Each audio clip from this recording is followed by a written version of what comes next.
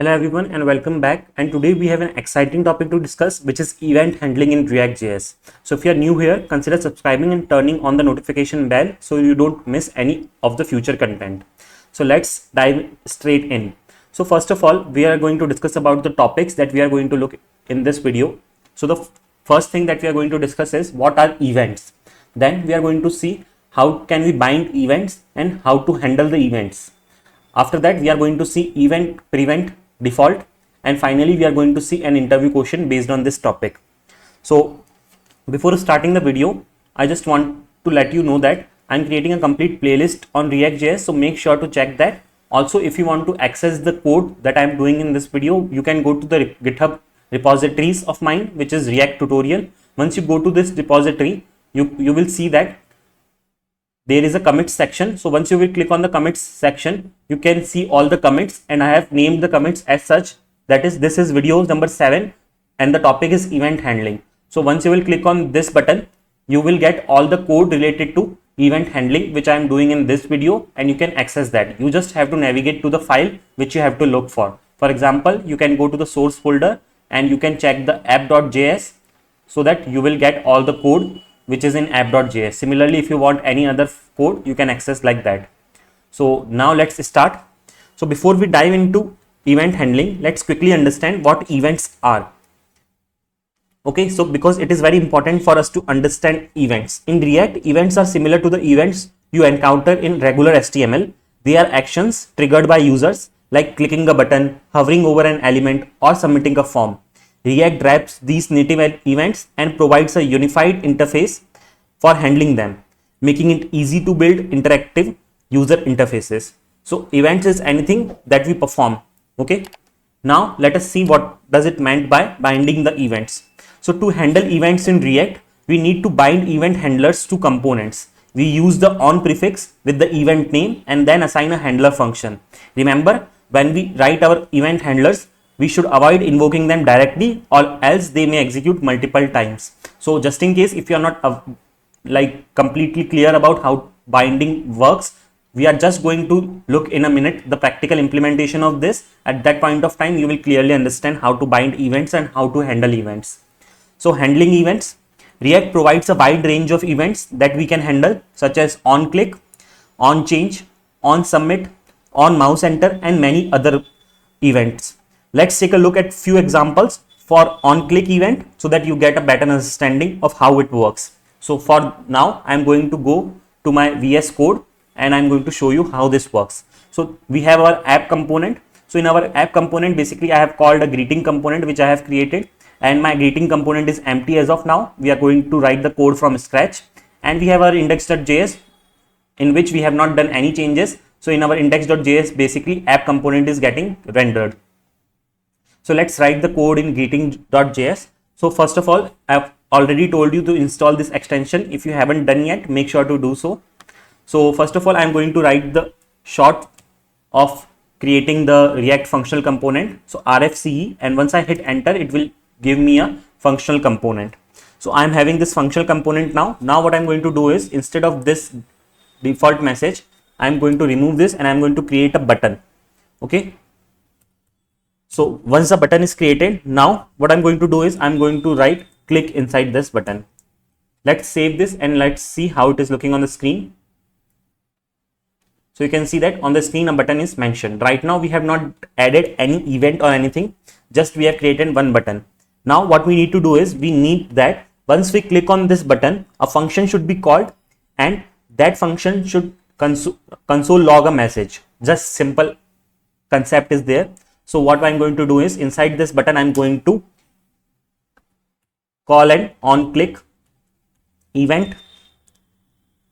So once this is done, here in the curly brackets, I have to mention the name of my function.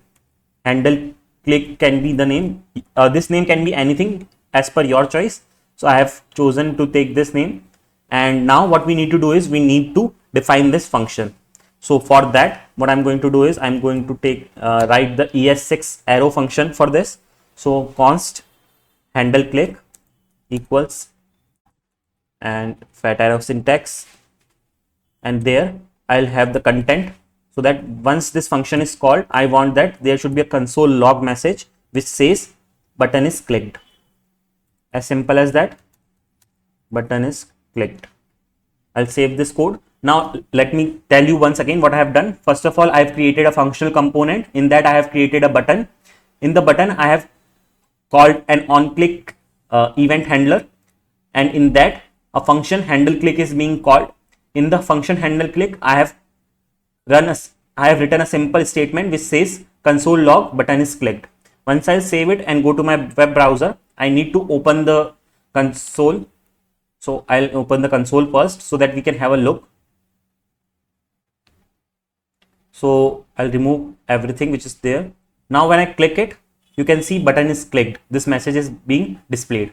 So in this way, event works. So we are basically on the click of the button, an event is being called, and that event is on click, and that on click event is calling a function handle click.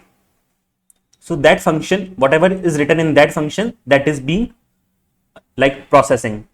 So in this way, event works. It is a very simple concept and very useful. You are going to use a lot when you will be doing coding in React. Now there can be a scenario where you want to pass data with events. So you might often need to pass additional data to your event handlers. To achieve that, we can use arrow function or bind methods while calling the event handlers.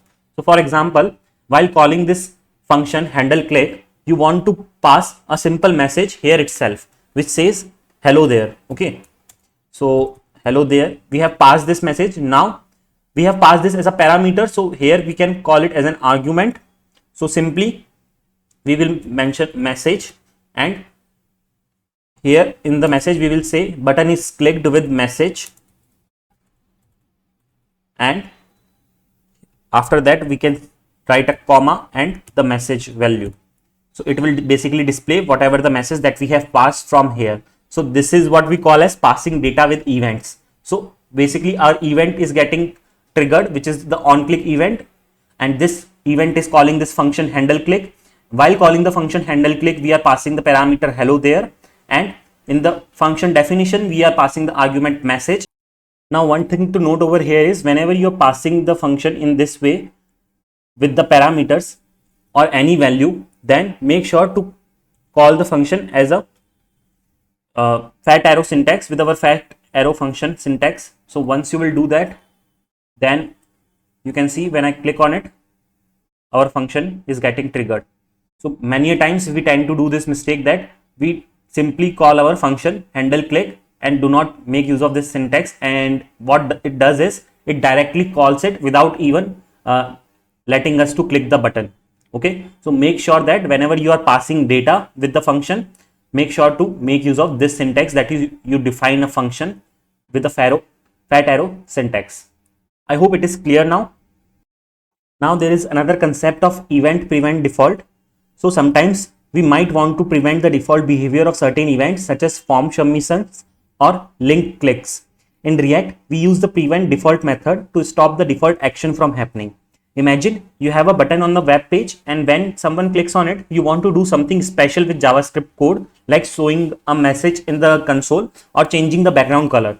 By default, when you click on the button, the web page might try to reload or move to another page.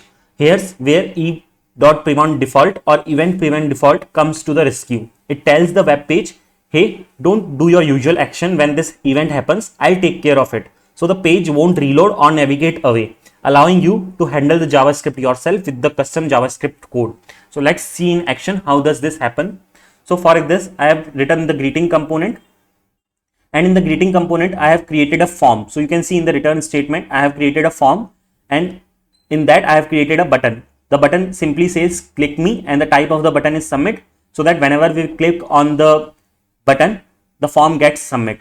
Okay, now in the form we have called the event on submit. When this on submit event is triggered, it will call a function handle submit, and in the handle submit we have consoled form submitted. So right now when you see the default behavior of the form, let me show you. When I'm clicking on this, you can see the page is getting refreshed. Just focus on the refresh button over here. You can see whenever I'm clicking on the button, the page is getting refreshed. So in many cases we do not want this behavior the page to refresh. Now this behavior of refreshing the page is the default behavior of this form.